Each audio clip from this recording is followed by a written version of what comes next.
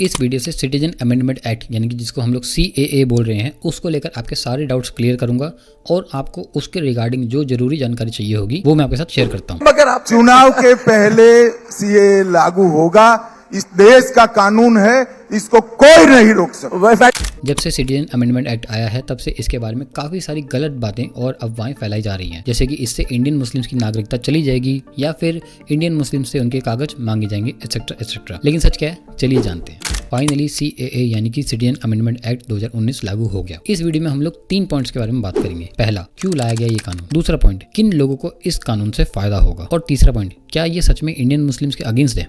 तो बात करते हैं पॉइंट नंबर 1 की, क्यों लाया गया ये कानून। 1950 में एक पैक्ट साइन हुआ था पाकिस्तान के प्रधानमंत्री लियाकत अली खान और भारत के प्रधानमंत्री जवाहरलाल नेहरू के बीच में, जिसको द लियाकत नेहरू पैक्ट भी कहते हैं। इस पैक्ट के अकॉर्डिंग दोनों देशों में अपने अपने देशों में रहने वाले माइनॉरिटीज को पूरी सुरक्षा और सभी सुविधाएं देंगे, ये वाला रूल बनाया गया था। लाखों की संख्या में हिंदू, बौद्ध, सिख शरणार्थी आ रहे थे और मार काट हो रही थी। लेकिन जैसे हम सब ने और दुनिया ने देखा कि पाकिस्तान और बांग्लादेश जैसे देशों में नॉन मुस्लिम परिवारों के साथ कैसा बर्ताव किया जा रहा है, और जहां पाकिस्तान में हिंदुओं की पॉपुलेशन 1947 के आसपास अप्रॉक्स 20% थी, आज वही पॉपुलेशन वहां पर सिर्फ 1.5% के आसपास रह गई है। तो ये सब देखते हुए यहाँ की सरकार ने कदम उठाया कि हिंदुओं को बचाने के लिए और उन्हें सुरक्षित रखने के लिए भारत की भी एक ड्यूटी है, और फिर सिटीजन अमेंडमेंट एक्ट के बारे में सोचा गया। और आप यकीन नहीं करेंगे बट ये पहली बार नहीं हो रहा। 1950 में ये कानून पहली बार आया था, द इमिग्रेंट एक्ट 1950। इस एक्ट में उन लोगों को असम में रहने को अलाउड किया गया था जो लोग नॉन मुस्लिम्स थे और पाकिस्तान और अफगानिस्तान के अत्याचारों से बचने के लिए भारत में शरण लेने के लिए आए थे। साथ ही साथ उन लोगों की पहचान करना भी इस एक्ट के अंदर था जो लोग यहाँ के हितकारी नहीं थे, यानी कि जो लोग यहाँ पे गलत इरादे से आए थे। फिर 2003 में ऐसा ही कानून लाया गया जिसमें बस राजस्थान और गुजरात के लिए अलाउड था। उसमें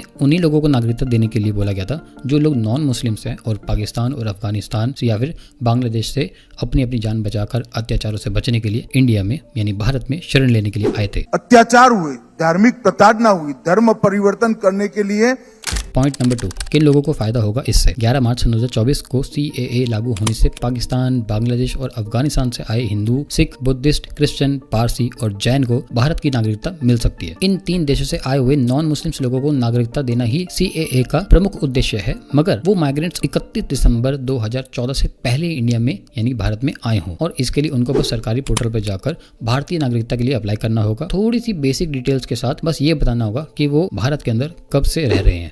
अब आता है सबसे बड़ा सवाल, क्या ये एक्ट इंडियन मुस्लिम्स के अगेंस्ट है। तो नहीं, बिल्कुल भी नहीं। इस एक्ट का इंडियन मुस्लिम्स से कोई लेना देना नहीं है, क्योंकि ये उनके लिए है जो इंडिया में रह रहे हैं और उनके पास नागरिकता नहीं है। ये एक्ट नागरिकता वापस लेने के लिए नहीं बल्कि देने के लिए बना है, और वो भी उन लोगों को जो नॉन मुस्लिम्स हैं और नॉन मुस्लिम्स देशों से अपनी अपनी जान बचाकर और अत्याचारों से बचकर इंडिया में यानी भारत में शरण लेने के लिए आए हैं। अगर आपके और कोई भी डाउट्स हो तो कमेंट सेक्शन में जरूर बताना, और इस वीडियो को जितना हो सके उतना आगे शेयर करना। शेयर कहाँ कर सकते हैं आप, व्हाट्सएप पर स्टोरी पे डाल सकते हैं या फिर अपने दोस्तों को उनके दोस्तों के ग्रुप में भेज सकते हैं। अगर आप ये वीडियो YouTube पे देख रहे हो तो सब्सक्राइब कर देना, इंस्टाग्राम पे देख रहे हो तो फॉलो कर देना, लेकिन थोड़ा सपोर्ट करके जाना।